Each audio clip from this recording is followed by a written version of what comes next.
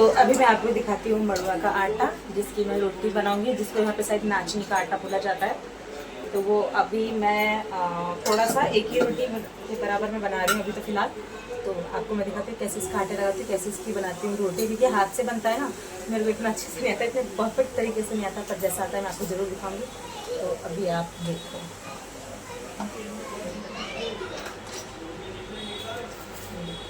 ये मैंने एक रोटी के बराबर आटा लिया है।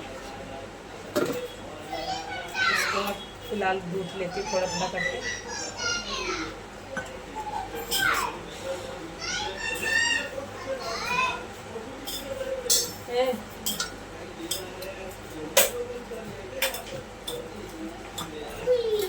अब तो ये बहुत ही रेयर ही मिलता है आटा, मतलब बहुत कम मिलता है, सिर्फ इसी टाइम पे मिलती है ये। मतलब इसकी रोटी की जो आटा चाहिए होता है, वो जो भी हमारे उधर चलता है ना मिथिलांचल में, जीतिया का जो व्रत होता है उसी के टाइम पे मिलता है ये। तो मैं दिखाती हूँ आपको, एक रोटी बना के अभी ऐसे ही इकट्ठा कर करके इसको सारा रख लेंगे।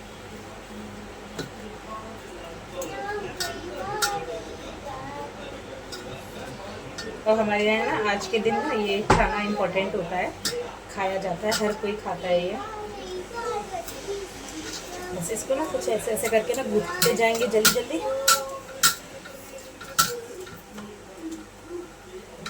इसका ना एक अच्छा सा ना सॉफ्ट सा डो बना, क्योंकि ना ये ना और आटे की तरह ना वैसे नहीं रहता है, जैसे वो आटे बाइंड हो जाता है ना, ये छूटते रहते हैं, इसलिए ना इसको अच्छे से गूंथना होता है। इससे मेन होता है कि इससे आपको गूंथना रहता है इसको।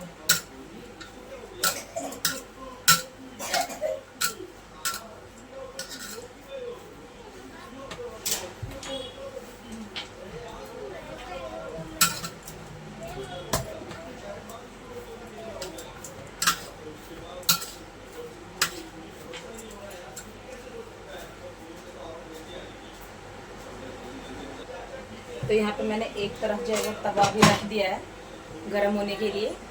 जब तक मैं रोटी वो करूँ तब तक वो ये अच्छे से गर्म हो जाए, और इसको थोड़ा थोड़ा करके अभी मैं अच्छे से इसका एक सॉफ्ट डो लगा दूँ। हो सकता है कि मेरे से रोटी टूटने लगे बीच में, पर मेरे से जैसा आता है, जितना आता है उतना करके आपको दिखा रही हूँ।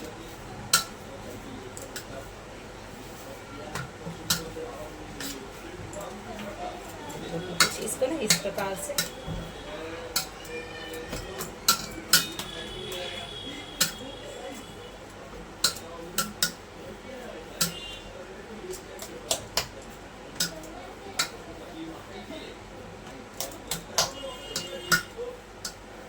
मैंने कहा मुझे आता नहीं है, पर मेरे को जैसे आता है मैं वैसे करके आप लोगों को दिखा रही हूँ। तो थोड़ा सा हो जाए फिर मैं आपको दिखाती हूँ।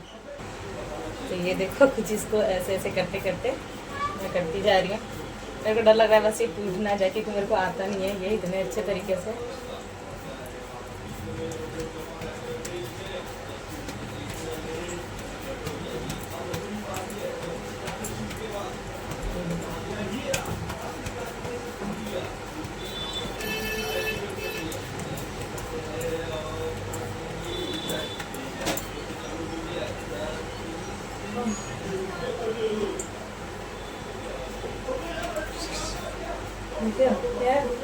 Yes, रोटी नहीं पिछले देखना।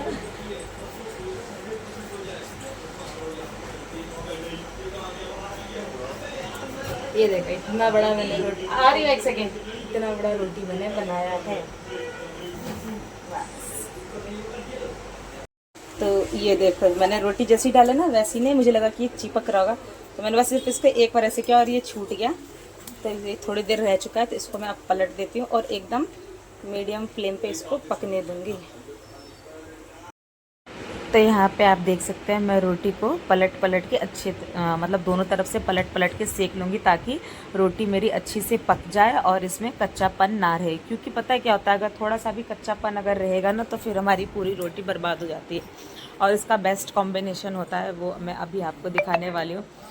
फ़िश इसका बेस्ट कॉम्बिनेशन होता है, और हमारे मिथिलांचल में तो फ़िश के साथ ही खाया जाता है। मतलब जो फेस्टिवल होता है ना हमारे इधर जितिया, उसमें ये खाया ही जाता है, जो कि उसी के लिए मैं यहाँ पे प्रिपरेशन करके रखी थी।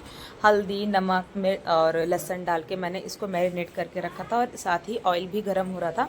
जब तक मेरा ऑयल गर्म हुआ तब तक फिर मैंने इसमें फ़िश डालने शुरू कर दिए और ऐसे करके मैं सारे फ़िश को फ्राई कर लूँगी।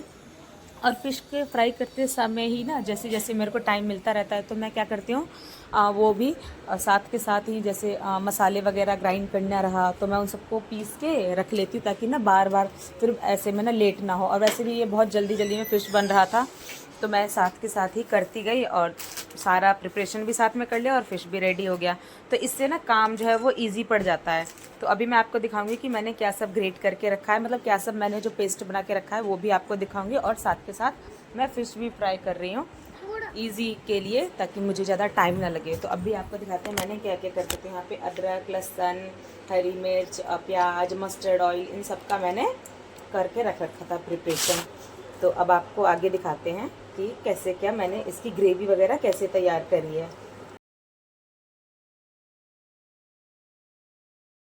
तो मेरा ये वाला फिश थोड़ा ओवर हो गया है, ज़्यादा थोड़ा सा, मतलब गला नहीं है पर थोड़ा सा ज़्यादा ये देर रह गया है इसमें, हो गया। तो मेरे सारे फिश जो है वो फ्राई हो चुके हैं। ये रहे मेरे सारे फिश, ये देखो इसका कलर देखो आप, और इसका ये थोड़ा ज़्यादा रेड हो गया। हाँ, हवा नहीं आ रहा है। अच्छा, ये जो मतलब तड़का फ्राई करने के लिए, मतलब छौंक लगाने के लिए जो रखा है, तो ये 2 सूखी मिर्च, जीरा, सरसों और थोड़ा सा मेथी दाना और एक तेज पत्ता। ये मेरा ऑयल गर्म है, इसी में डाल देती हूँ, ये तुरंत के तुरंत हो जाएगा जल्दी। ये सब डालने से थोड़ा सा एक्स्ट्रा स्वाद आ जाता है तो अच्छा लगता है, तो इसलिए मैंने ये डाल दिया है इसमें।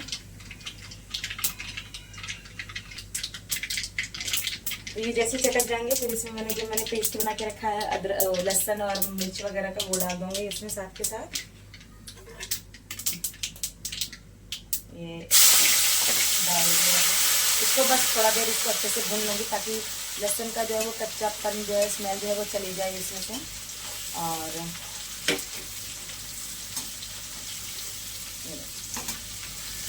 ऑयल गरम है ना तो ये जल्दी ही जल जा रहा है। अभी साथ के साथ प्याज भी इसमें डाल देंगे मैं।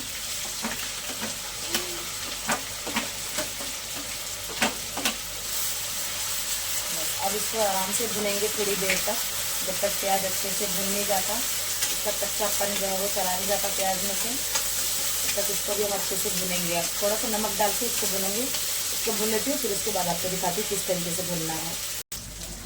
यहाँ पे मैंने एक छोटा टमाटर डाल दिया था और थोड़ा सा नमक डाल दिया। इसको अच्छे से गलने तक हम अच्छे से भून लेंगे ताकि अच्छे से टमाटर और प्याज वगैरह सब कुछ अच्छे से गल जाए।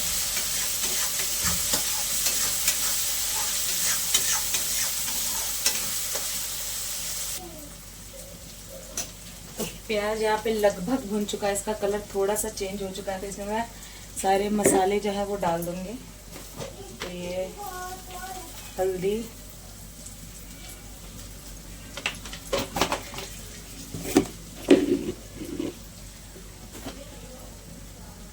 मिर्ची पाउडर अपने तीखे के अकॉर्डिंग जितना आप चाहते हो, और ये हमारा घर का बना हुआ धनिया पाउडर, मतलब घर में ही पीसा है मैंने इसको। तो ये धनिया और थोड़ा सा एक्स्ट्रा एनहांस के लिए ये किचन किंग,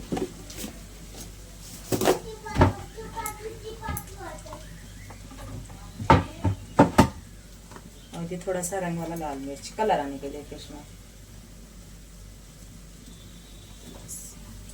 थोड़ा सा नीचे भी गिर गया। तो बस इसको अच्छे से अभी मसालों को जो है अच्छे से भून लेंगे। या ये देखिए इसका पूरा रंग रूप चेंज हो गया मसाला डालते ही।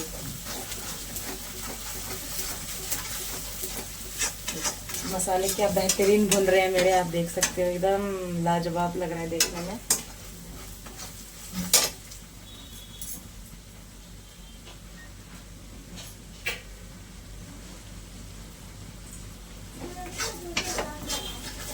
ये देखो, तो इसको अभी हम बस 2 मिनट भुनेंगे मसाले के साथ। फिर जो पेस्ट मसाले का बना के रखा है वो डाल देंगे इसमें, मतलब वो जो बनाया था मैंने सरसों का पेस्ट, वो इसमें डाल दूंगी। ये मेरा मसाला का पेस्ट भुन चुका है, तो इसको मैं सरसों को भी डाल देती हूँ ताकि ये भी थोड़ा सा इसके साथ भुन जाए और अपना फ्लेवर इसमें भी अच्छे से आ जाए। वरना ये कच्चा कच्चा रहेगा तो तीता लगता है। सरसों जो है वो थोड़ा सा तीता तीता तीता सा मुँह में लगता है, फिर वो बेकार कर देता है पूरा स्वाद।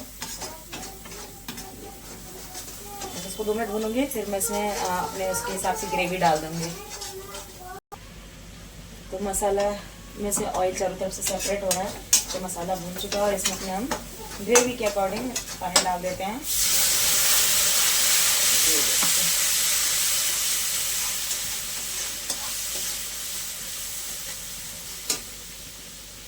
अब इसको थोड़ा देर पानी के साथ पकने दूंगी मसालों को, और अपने ग्रेवी के अकॉर्डिंग मेरे को जिस हिसाब से ग्रेवी चाहिए मैं उतना इसमें पानी डाल के और इसको थोड़ा देर बॉईल आने के लिए छोड़ दूंगी। ये थोड़ा सा 2 मिनट बस मसाले के साथ पक जाए। आप देख सकते हैं मसाले का तो और ऊपर जो ना वो ऑयल सेपरेट हो रहा है, तो ये है कि अच्छे से पक चुका है।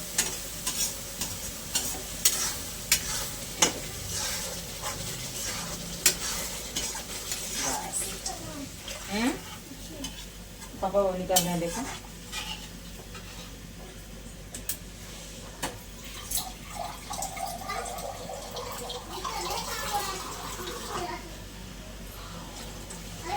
मैं तो इससे ज़्यादा ग्रेवी नहीं चाहिए, इसको आराम से होने देती हूँ।